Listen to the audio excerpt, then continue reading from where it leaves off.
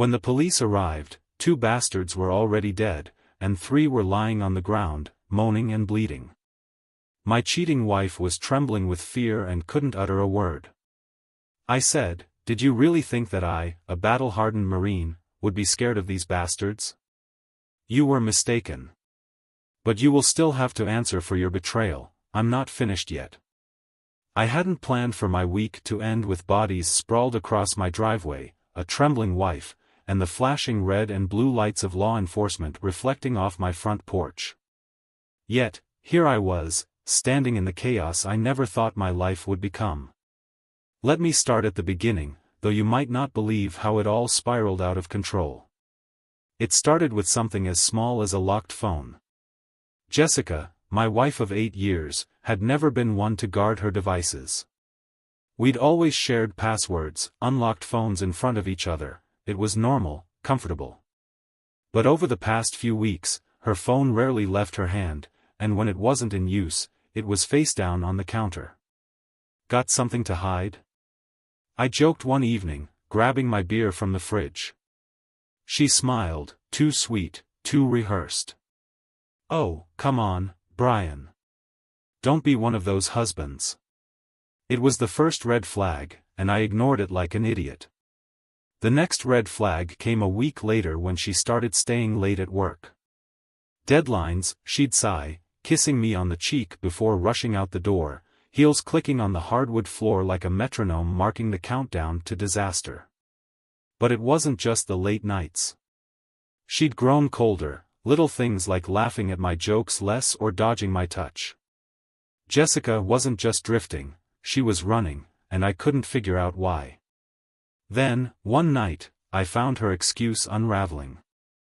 I decided to surprise her with dinner at her office, nothing fancy, just takeout and an attempt to rekindle whatever had started to dim between us. When I arrived, I saw her car in the lot, but the building was dark. Confused, I called her. "I'm still at work," she said, her voice as smooth as ever. "It's been such a long day.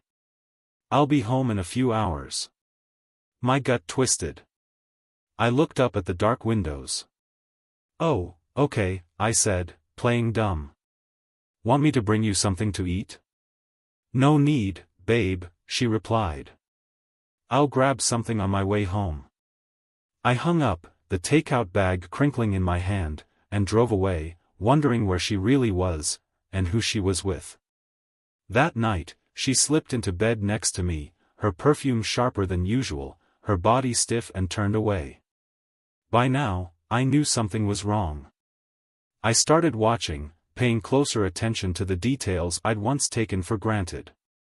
Jessica's routines had changed, new lingerie I hadn't seen her wear at home, phone calls she'd take in whispers, and weekends where errands seemed to stretch into hours. It wasn't until I saw the first undeniable piece of evidence that my suspicions were confirmed. A receipt fell out of her purse while she was getting ready for bed. It wasn't for groceries or gas. It was for a luxury hotel downtown, dated from 2 nights prior. I picked it up, heart pounding, and held it up to her. "What's this?" I asked, my voice low and controlled. Jessica froze, her makeup half removed, a cotton pad in one hand. For a split second, panic flashed across her face, but she quickly masked it with a laugh. "Oh, that," she said, brushing her hair back. "It's for work. A client lunch. At the Grand Monarch Hotel?" I pressed, stepping closer. "Funny, I didn't know they served lunch in hotel suites." Her eyes narrowed, and she snatched the receipt from my hand. "Are you spying on me, Brian? For God's sake, you're being paranoid." She walked out of the room, slamming the door behind her.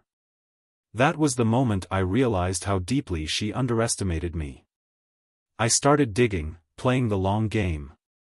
A Marine doesn't rush into battle unprepared, and this wasn't going to be any different. Over the next few weeks, I pieced it together, texts I retrieved from her old laptop, her strange disappearances, and finally, the name of the man she was sneaking around with, Ryan Gage, some smooth-talking coworker of hers. By the time I was ready to confront her, I'd learned everything. Ryan wasn't the only one. There were others, casual flings and flirty messages that spiraled into full-blown infidelity. Jessica wasn't just cheating, she was living a double life. The confrontation happened 3 nights ago. I'll spare you the shouting match, but let's just say it ended with Jessica storming out and threatening divorce, leaving me in a house filled with echoes of a life I no longer recognized. But it wasn't over. It couldn't be, not when she crossed a line I couldn't ignore. Tonight, she brought Ryan and 4 of his goons to my home, thinking they'd scare me into silence, maybe even force me into signing papers on her terms. She underestimated who I was, who I had been before she decided I was just her husband. When they burst through the door, I was ready. The rest of the night was a blur of fists, fury, and years of training kicking in. By the time the cops arrived, 2 of them were already dead, and 3 were writhing on the ground, bleeding. Jessica, who had watched it all unfold from the corner, trembled in shock. Did you really think that I, a battle-hardened Marine, would be scared of these bastards? I growled, stepping over one of the moaning bodies. You were mistaken. But you will still have to answer for your betrayal, I'm not finished yet. The flashing lights of the police cruisers painted the street outside my house in hues of red and blue. Officers shouted commands, guns drawn, as they approached. I raised my hands slowly, my breathing heavy but steady, and nodded toward the bodies on the ground. 2 were as still as stone, and the others writhed, clutching their wounds, groaning in agony. Jessica hadn't moved from the corner of the room. She was pale as a ghost, her hands gripping her phone, but she hadn't dialed a single number. Her trembling gaze locked on me, and for a fleeting moment, I wondered if she regretted anything at all, or if the fear on her face was just for herself. Drop the weapon, one of the officers barked. I glanced down at the bloodied steel baton in my hand. It wasn't the most elegant weapon, but it had gotten the job done. I let it clatter to the floor and raised my hands higher, stepping back from the carnage. It's over, I said, my voice calm despite the chaos. I'm unarmed. The officers moved in, cuffing me without hesitation. One of them muttered something about how I looked too calm for someone standing in a room with 5 injured men and 2 dead. They didn't know the half of it. As they led me outside, Jessica followed, staying a few feet behind as if she were afraid to be near me but too curious to stay away. I turned my head to look at her, a faint smirk pulling at my lips. You brought this on yourself, Jess, I said quietly. Her lips quivered, but she didn't respond. Not yet. The ride to the station was quiet, except for the officer in the passenger seat who occasionally glanced back at me through the grate. He couldn't hide the curiosity in his eyes. You gonna explain what happened back there? He finally asked. Not much to explain, I replied evenly. 5 guys thought they could intimidate me in my own home. 2 of them made a bad choice, and the other 3 are regretting theirs right about now. And the woman? Your wife? I clenched my jaw at the word. Wife. It felt hollow now, like a title she no longer deserved. She set this up, I said after a pause. But I'm guessing she's playing the victim by now. That's what she does. The officer gave a low whistle but didn't press further. He didn't need to. The truth was a storm brewing, and everyone was about to feel its impact. At the station, I gave my statement without hesitation. I told them about the break-in, the threats, and how it all escalated. I didn't sugarcoat my actions, I didn't need to. I was protecting my home, and I wasn't about to apologize for it. Jessica was brought in separately. Through the glass partition of the holding area, I could see her talking to an officer. She looked shaken, her hair disheveled, her voice rising and falling as she spun her version of events. I couldn't hear her, but I knew how she worked. Tears, half-truths, and a performance worthy of an Oscar. I leaned back against the cold bench, closing my eyes as memories of the past few weeks came flooding back. Jessica wasn't always like this. When we first met, she was magnetic, her laughter infectious, her confidence intoxicating. She could light up a room without trying, and for years, I believed that light was for me. But somewhere along the way, she started shining for someone else. When I caught her in the first lie, it had hurt, but I wanted to believe it was a one-time thing. A bad decision. A mistake. I didn't realize then that it wasn't the first, and it wouldn't be the last. She had built an empire of deceit, and I had been living in it, blissfully unaware. But tonight wasn't just about her lies. It was about her arrogance, bringing those men into our home, thinking they could scare me into submission. She thought she'd beaten me, that she could break me. She thought wrong. Hours later, after I had been processed and released on my own recognizance, I stepped out into the cold night air. Jessica was waiting in the parking lot, leaning against her car with her arms crossed. Her makeup was smeared, her hair a mess, but her expression was defiant. "You've really lost it this time, Brian," she snapped as I approached. I laughed, a short, bitter sound. "You brought thugs to my house, Jessica. What did you think would happen?" "They were just supposed to scare you," she shot back, her voice rising. "I didn't think you'd." "Didn't think I'd what?" "Fight back? Defend myself? I'm not some pushover you can manipulate, Jess. Not anymore."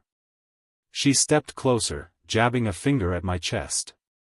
"You're out of control.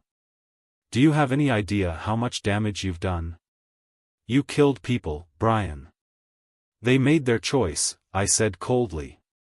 "Just like you made yours." Her face twisted with anger, but there was something else there too, fear. She had pushed me too far, and now she was realizing there was no going back. "I'll make sure you pay for this," she hissed. I shook my head, a humorless smile tugging at my lips. "No, Jessica. You're the one who's going to pay. For every lie, for every betrayal, for every time you made me feel like I wasn't enough." She faltered, her confidence cracking for the first time. "I loved you," I said quietly, the weight of those words heavier than anything I'd said tonight. "But that love is gone now. All that's left is the truth, and you're going to face it." As I walked away, leaving her standing alone in the parking lot, I felt a strange sense of peace. The war wasn't over, but the first battle was won.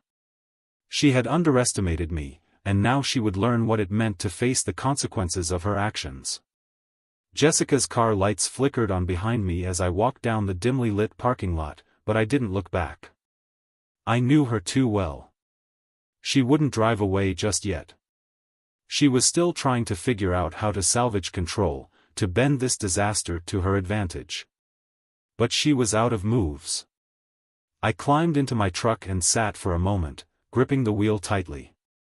The events of the night replayed in my head like a broken record, the crash of the front door, the adrenaline pounding in my ears, the sound of fists hitting flesh.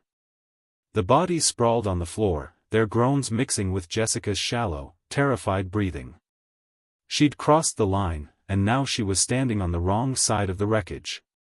The drive home was eerily quiet. My hands ached from the fight, knuckles raw and swollen. My thoughts churned, but they all led to one conclusion: I was done playing her games. I had given her too many chances, made too many excuses, and let too many lies go unchallenged. That ended tonight. When I pulled into the driveway, the bloodstains were still visible on the pavement. Yellow police tape fluttered in the cold breeze, cordoning off the front of the house. The neighbors were out, peeking through their curtains like vultures circling a fresh kill. I ignored them, stepping over the tape and heading inside.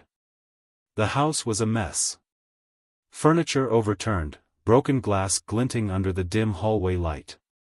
This wasn't just a home anymore, it was a battleground, and the scars would remain long after the dust settled. I headed straight to the kitchen, pouring myself a stiff drink.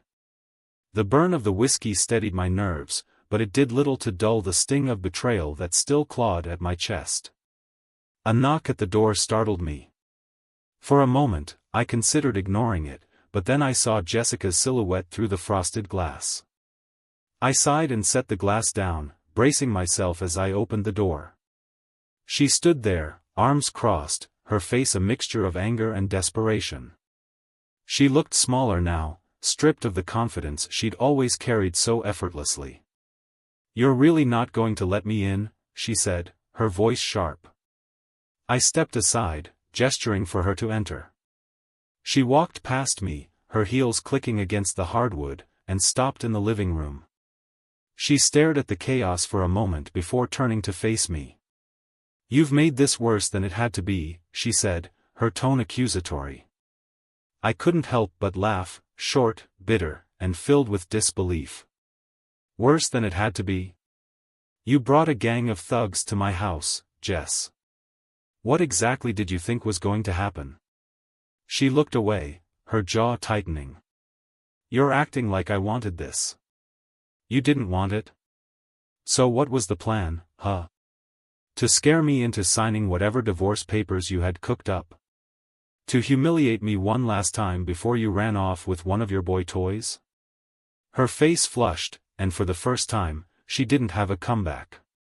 Instead, she shifted tactics, her voice softening. "I didn't know they'd escalate things," she said, her eyes darting to the floor. "I didn't want anyone to get hurt." "Stop lying, Jessica." Her head snapped up, and for a moment, the mask dropped. The facade of innocence cracked, and underneath it was the cold, calculating woman I'd come to know over the past few weeks. "You don't get to play the victim here," I continued, stepping closer. "You cheated. You lied. You turned our marriage into a joke. And when I didn't roll over and let you walk all over me, you tried to intimidate me into submission." She opened her mouth to respond, but I cut her off. "Save it," I said. "I'm done listening to your excuses." Her eyes narrowed, and the anger returned. "You think you're so righteous, don't you? Like you're some kind of hero for beating up a few guys. But guess what, Brian? This marriage was dead long before tonight. You just didn't want to see it." I felt the words hit me like a punch to the gut, but I didn't flinch. Instead, I nodded slowly. "You're right," I said. "It was dead.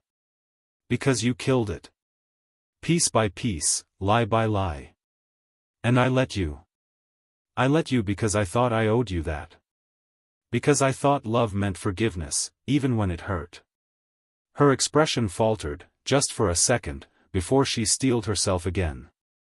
"You'll never be able to prove what I did," she said, her voice cold. "All you've got is your word, and after tonight, good luck convincing anyone you're not just some violent, unhinged ex-husband." The audacity of her words sent a fresh wave of anger surging through me, but I forced myself to stay calm. "Don't worry," I said. "The truth has a way of coming out, whether you like it or not. And when it does, you'll finally have to face the consequences of everything you've done."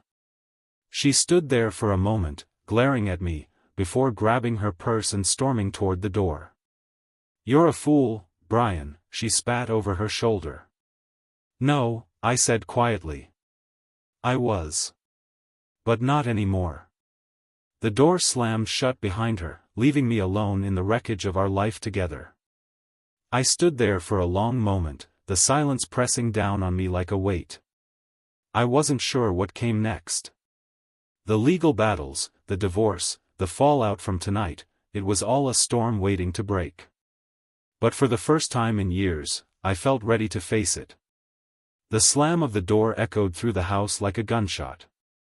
I let out a long breath, staring at the wreckage Jessica had left in her wake. But something felt off. The night had been a whirlwind of chaos and confrontation, but this silence didn't feel like closure. The uneasy feeling gnawed at me as I walked to the kitchen. The whiskey bottle beckoned, but I pushed it aside. I needed clarity, not another fog to drown in. I grabbed my phone instead, scrolling through my messages. Nothing new. No missed calls.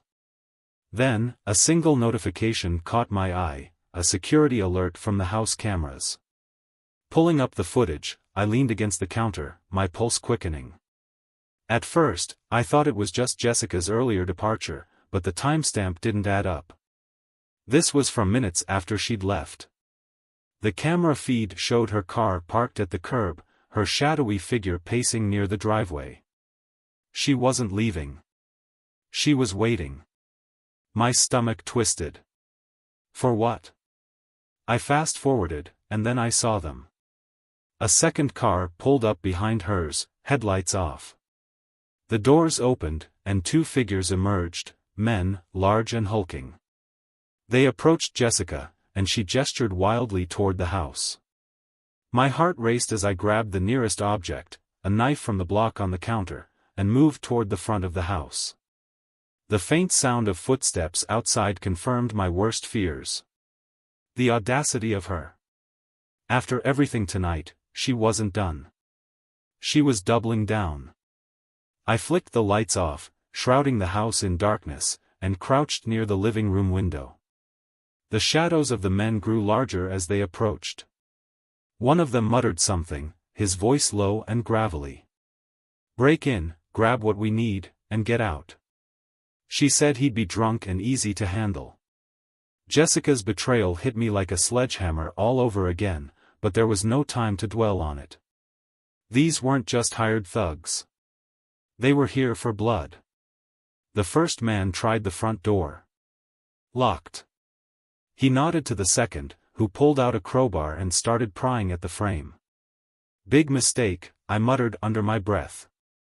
As they focused on the door, I slipped out the side, moving silently through the shadows.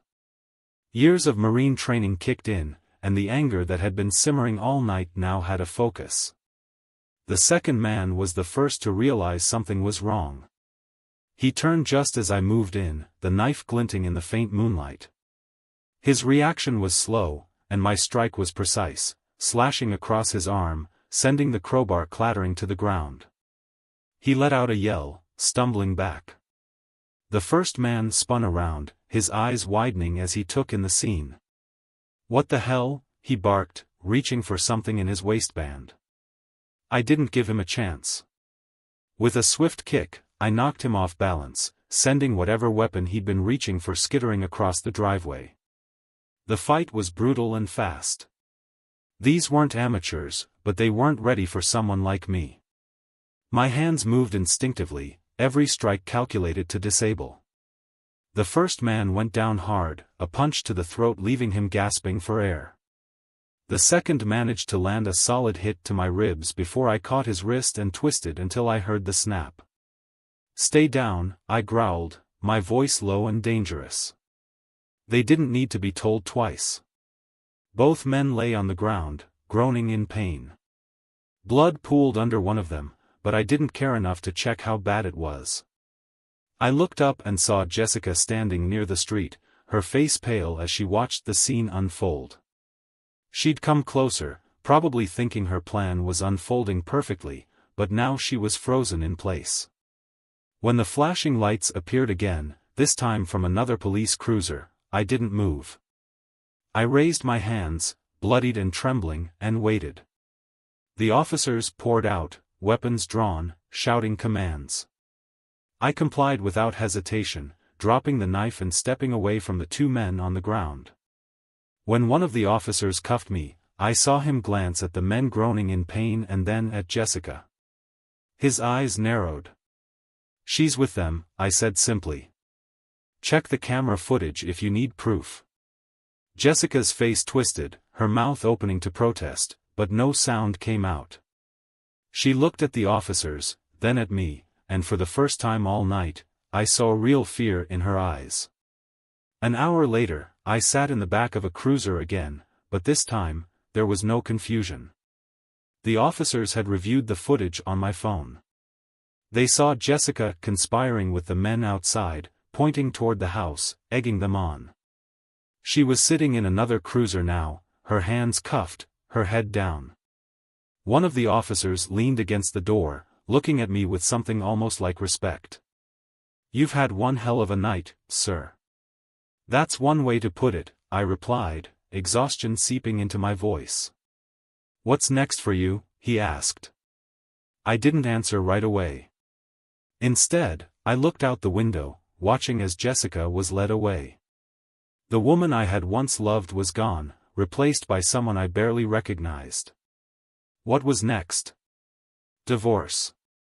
Therapy. Maybe a long trip to clear my head. But one thing was certain, would never let anyone make me feel this powerless again. As the cruiser pulled away, the weight on my chest began to lift. The war was over. I had won. But the scars would remain, a constant reminder of the woman who tried to destroy me and failed. The cruiser rolled to a stop outside my house as dawn painted the horizon in shades of orange and gold. An officer walked me up to the door, where yellow police tape still fluttered in the early morning breeze. You've got a solid case, he said, handing me back my phone. Jessica's involvement in this, it's undeniable. And those two guys? They're both known offenders. You did us a favor taking them off the streets. I nodded, the words barely registering. My body ached, but the exhaustion wasn't just physical. It was deeper, something clawing at my soul. The officer tipped his hat. Get some rest. And get a lawyer, someone who knows how to navigate these waters. You'll need one. The door clicked shut behind me, and silence swallowed the house. It should have felt like relief, but something lingered. A tension, a nagging sense that this wasn't over. I wandered through the wreckage of my living room. The overturned furniture, the shattered glass, remnants of the chaos Jessica had unleashed. For a moment, I let myself feel it all, the anger, the heartbreak, the hollow ache of betrayal. Then I noticed something out of place. A laptop sat on the coffee table, its screen glowing faintly in the dim light. It wasn't mine. Jessica must have left it in her rush to flee the scene. My gut told me it was important. I hesitated for a moment, then opened it. The screen lit up, revealing an email inbox. The messages were scattered with subject lines that sent a chill down my spine. Payment received, next steps. Sensitive materials attached. Brian's assets, overview. Clicking through the emails, the pieces began to fall into place. Jessica hadn't just been cheating, she'd been plotting. There were references to offshore accounts, financial advisors, even messages about falsifying documents. One email, dated 2 days ago, was addressed to someone named Martin. I need this done by Friday. Brian can't find out. If we pull this off, he won't have a leg to stand on in court. The pit in my stomach deepened. This wasn't just infidelity, this was premeditated destruction. Jessica wasn't trying to leave quietly, she was trying to ruin me, to strip me of everything I'd worked for. But one detail in the emails stood out. Martin wasn't just her co-conspirator. He was her lover. The anger that surged through me was white-hot, but it was focused now. This wasn't just about me anymore. It was about justice.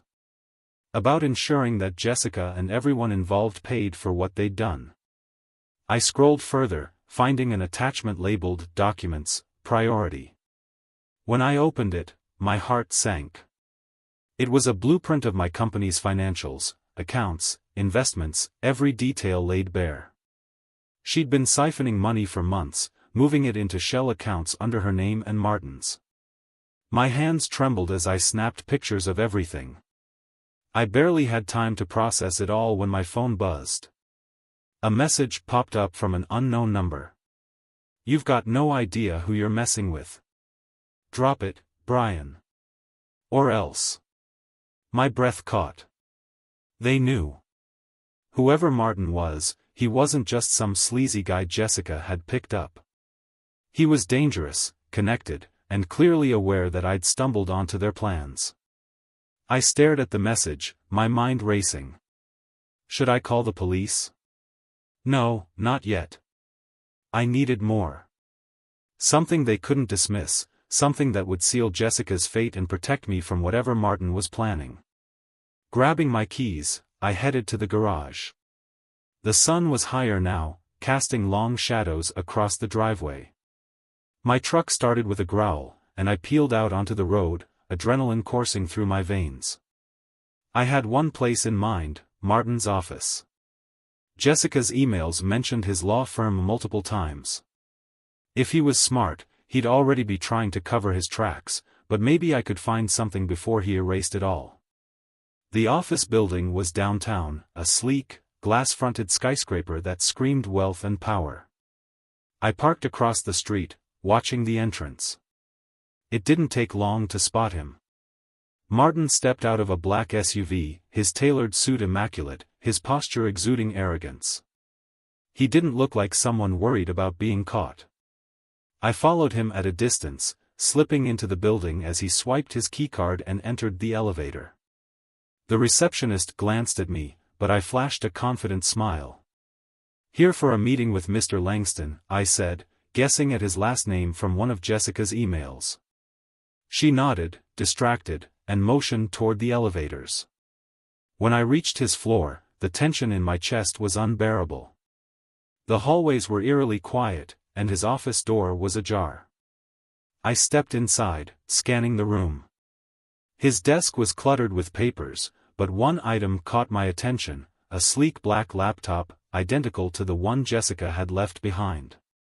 Before I could think, I plugged a USB drive into the device, copying as many files as I could.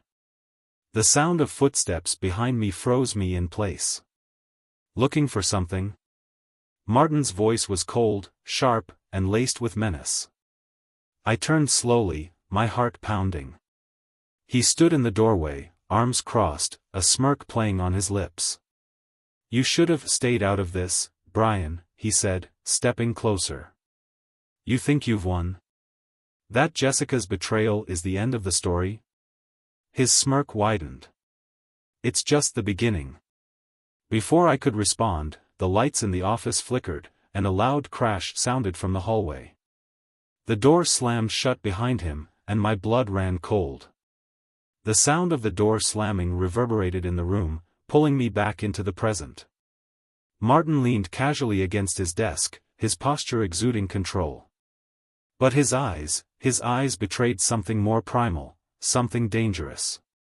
"You have no idea what you've stepped into," he said, his voice low.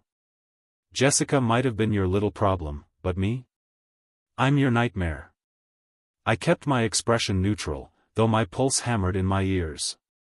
The USB drive blinked on the desk, still transferring files. I needed more time, but Martin was too sharp to ignore the blinking light for long. "You're stealing files now?" He chuckled, shaking his head. "That's cute, Brian." "Really? I don't need your files to know what you're doing," I said, keeping my voice steady.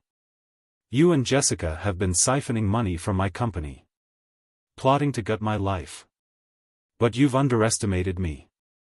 Martin's smirk faltered, just slightly. He stepped forward, his hands resting on the desk as he leaned in. "You don't get it, do you?" he hissed.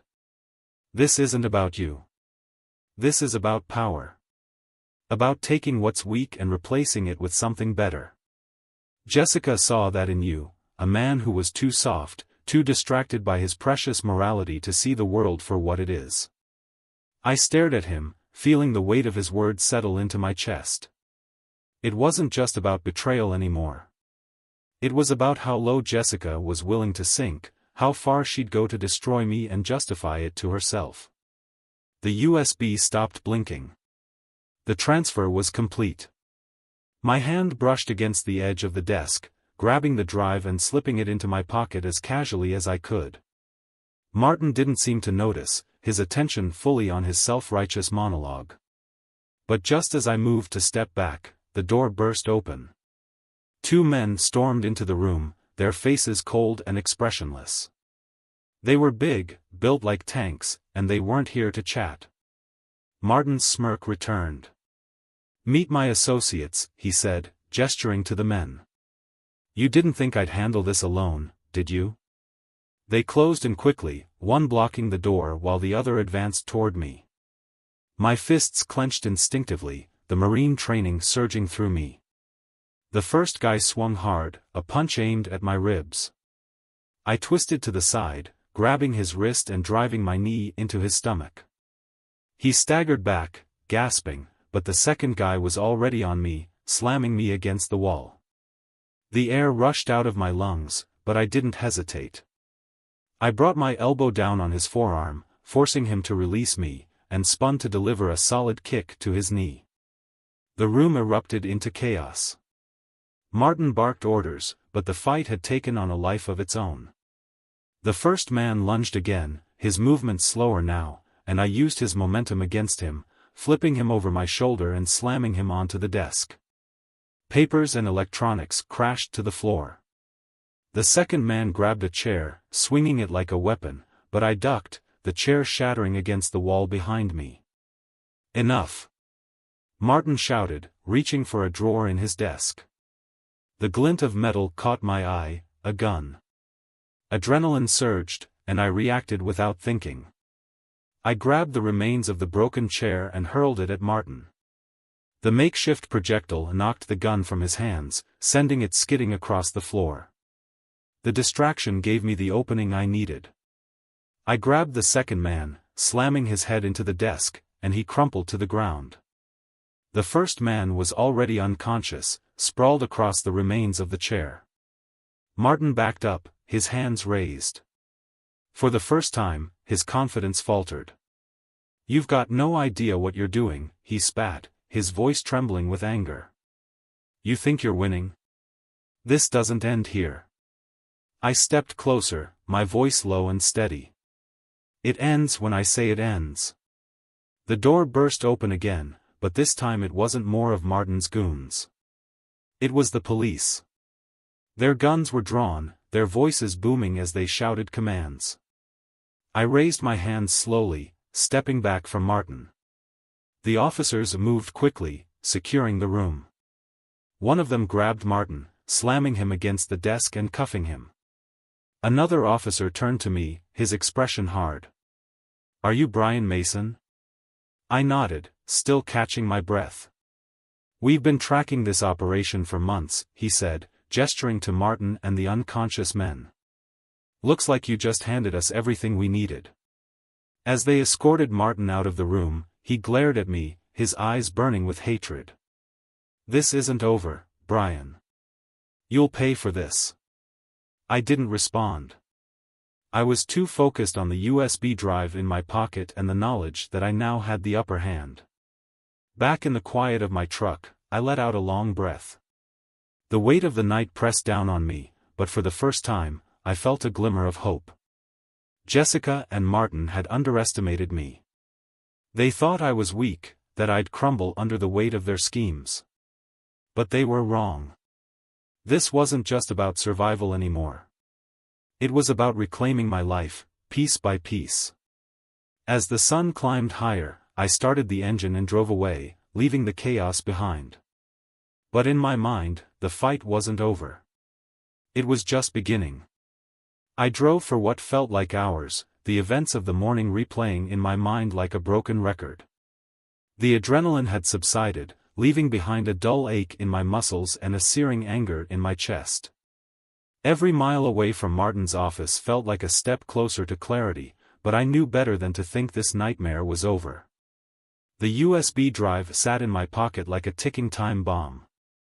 It held answers, sure, but it also raised questions, ones I wasn't sure I wanted to ask. When I finally pulled into my driveway, the house loomed ahead like a specter. The damage from the night before was still there, the shattered glass, the overturned furniture, and the echoes of betrayal lingering in every corner. I stepped inside cautiously, half expecting another ambush. But the silence was absolute. Dropping the USB drive onto the kitchen counter, I stared at it for a long moment. What if it didn't hold enough evidence? What if Martin had been bluffing, leaving me breadcrumbs that led nowhere? I plugged it into my laptop, my fingers hovering over the trackpad as the files loaded. The folder labeled Priority opened to reveal dozens of documents. Spreadsheets, emails, even scanned contracts. My eyes skimmed over the first few files, my stomach twisting as the extent of their betrayal unfolded. Jessica had been planning this for years. Her name was everywhere, on account transfers, on false invoices, even on documents authorizing illegal withdrawals. But as I dug deeper, something else caught my attention. It wasn't just Jessica and Martin. There was a third name. Ethan Walker. The name hit me like a punch to the gut. Ethan was my oldest friend, someone I'd trusted implicitly. We'd grown up together, gone to the same schools, even served in the Marines side by side. He'd been there when I started my company, offering advice and support at every turn. And now his name was on a contract, signed alongside Jessica's, approving the transfer of my assets into offshore accounts. I couldn't believe it. Ethan wasn't just a friend, he was family. He'd been at my wedding, held my firstborn son in his arms. If Jessica's betrayal was a knife in my back, Ethan's was a bullet to the heart. The phone in my pocket buzzed, pulling me from my thoughts. It was a text message, and the sender was Jessica. "We need to talk. Come to the cabin." Alone. The cabin. Of course. The cabin was a remote property we'd bought years ago, nestled in the woods an hour outside the city. It was meant to be a retreat, a place to escape the pressures of life. Now, it felt like a trap. But I didn't hesitate. If Jessica wanted to talk, I'd be there. Not because I believed she'd tell the truth, but because I needed to end this face-to-face. I grabbed my keys and the USB drive, stuffing it into my pocket as I headed back to the truck. The drive to the cabin was uneventful, the winding roads lined with dense forest. By the time I arrived, the sun was beginning to dip below the horizon, casting long shadows across the property. Jessica's car was parked outside, but there was no sign of her. I approached cautiously, every instinct on high alert. The door was unlocked, and I stepped inside to find Jessica sitting at the dining table, a glass of wine in her hand. She looked up, her expression unreadable. "You came." I didn't sit down. "Cut the crap, Jessica. Why am I here?" She sighed, setting the glass down and leaning back in her chair. "I know you've been digging. You've probably got the whole story by now. But there's more to this than you think." I crossed my arms, glaring at her. "You're going to try and justify this? You and Martin stealing from me? Ethan, too? What's the angle, Jessica? Enlighten me." Her face twisted into a bitter smile. "Ethan. Of course, you found out about him. You always were too curious for your own good." I stepped closer, my patience wearing thin. "Start talking." Jessica's tone shifted, her voice dropping to a near whisper. "Ethan came to me first. He said you were hiding money, using the company as a front. I didn't believe him at first, but he showed me documents, proof that you were siphoning funds into your own private accounts." My jaw tightened. "That's a lie, and you know it." "Is it?" she shot back, her eyes narrowing. "How do I know what's real anymore? You've always been so secretive, so controlling. Ethan said you'd never let me leave cleanly, so I decided to take what I deserved." The anger bubbled up, threatening to boil over. "What you deserved? You destroyed our marriage, sold me out, and you're playing the victim?" Jessica didn't respond, her gaze dropping to the table. The silence was shattered by the sound of footsteps outside. I spun toward the window, catching a glimpse of movement in the shadows. My hand instinctively went to my side, wishing I'd brought a weapon. The door burst open, and Ethan stepped inside, his face as cold and calculating as I'd ever seen it. "Brian," he said, his tone calm. "You should have stayed out of this." My heart raced, the betrayal hitting me all over again.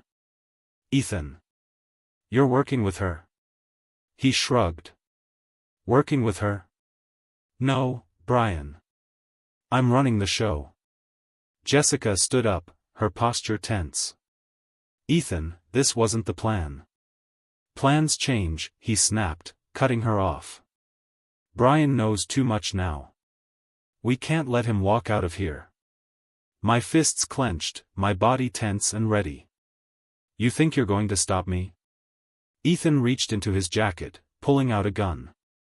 Jessica gasped, stepping back. Ethan, what are you doing? What I should have done a long time ago, he said, leveling the weapon at me. But before he could pull the trigger, the sound of sirens filled the air, growing louder by the second. Ethan's eyes widened in shock as flashing red and blue lights illuminated the cabin. The cavalry had arrived. The sirens grew louder, the flashing red and blue lights bathing the cabin in their unforgiving glow. Ethan froze, his gun still aimed at me, but now his hand was trembling. Jessica backed away, her face pale, her once cocky demeanor shattered. I didn't move. I kept my eyes locked on Ethan, my body coiled like a spring. If he so much as twitched, I was ready. Ethan, I said, my voice low and steady, it's over. Drop the gun. His eyes darted between me, Jessica, and the window where the police were spilling out of their cars, shouting commands. You think they'll save you? He hissed. You think this ends here? You don't understand, Brian. I had to do this. You left me no choice. The door slammed open, and the officers flooded the cabin, their weapons drawn. Drop the weapon, one of them barked, his voice cutting through the chaos like a blade. For a moment, time stood still. Ethan's grip tightened on the gun, his jaw clenched in defiance. I could see the calculations running through his mind, the desperation, the fear. But then he made his decision. With a roar of frustration, Ethan hurled the gun to the floor and raised his hands. The police moved in swiftly, forcing him to the ground and cuffing him. Jessica stood frozen, her hands trembling as an officer approached her. Ma'am, you're under arrest. Hands behind your back. What? She shrieked, her voice cracking. I didn't do anything. I didn't. You've done plenty, I said coldly, finally breaking my silence. And now you'll answer for all of it. As the police hauled them both outside, I felt an overwhelming mix of emotions, relief, anger, sadness, and a strange, hollow sense of closure. The lead officer approached me, his expression unreadable. Mr. Mason, we've been monitoring Ethan Walker and Jessica Mason for some time. Your actions today helped us gather the final pieces of evidence we needed. I nodded, still trying to process everything. It wasn't just them, I said, pulling the USB drive from my pocket. Martin Williams was involved, too. You'll find everything you need here. He took the drive, giving me a small nod of appreciation. We'll follow up on this. For now, we recommend you get some rest. You've been through a lot. As they drove away with Ethan and Jessica in the back of separate police cars, I stood alone in the cabin. The silence was deafening. I walked to the shattered window, staring out into the dark woods. This place had once been a sanctuary, a symbol of everything good in my life. Now, it felt like a graveyard for memories. The next few weeks were a blur of legal proceedings, statements, and countless questions. The evidence on the USB drive was damning enough to secure charges against Ethan, Jessica, and Martin. Their scheme to siphon my company's assets and frame me for embezzlement unraveled completely. Jessica tried to play the victim in court, claiming she'd been manipulated by Ethan and Martin, but the paper trail said otherwise. Her lies, once so convincing, fell apart under scrutiny. Ethan, for his part, showed no remorse. He admitted to orchestrating the entire plot, justifying it as payback for perceived slights that existed only in his mind. When the verdicts were read, guilty on all counts, I felt a weight lift off my shoulders. Justice had been served, but it was a bittersweet victory. The house felt emptier than ever. Every room echoed with the ghosts of what once was, and I found myself questioning everything. How had I missed the signs? How had I allowed myself to be surrounded by people who could betray me so completely? But as the days turned into weeks, I began to rebuild. I sold the cabin, unable to bear the memories it held, and focused on repairing my company's reputation. My employees rallied behind me, their loyalty a testament to the years I'd spent building something real, something honest. I also sought solace in therapy, unraveling the knots of anger and grief that Jessica and Ethan had left behind. It wasn't easy, but it was necessary. One evening, as I sat on the porch of my new home, watching the sun dip below the horizon, I felt a sense of peace for the first time in months. I'd learned something invaluable through all of this: betrayal doesn't define you. It hurts, it cuts deep, but it doesn't have to break you. I took a sip of my coffee, the warmth grounding me in the moment. If there was one piece of advice I could offer to anyone facing the kind of darkness I'd endured, it was this: trust yourself.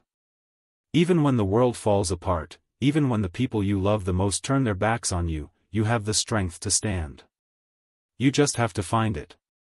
As the stars began to appear, I allowed myself a small smile. Jessica, Ethan, and Martin were gone, their toxicity purged from my life. And while the scars they'd left would never fully fade, they were a reminder of the battles I'd fought, and won. I was still standing. And that, I realized, was enough.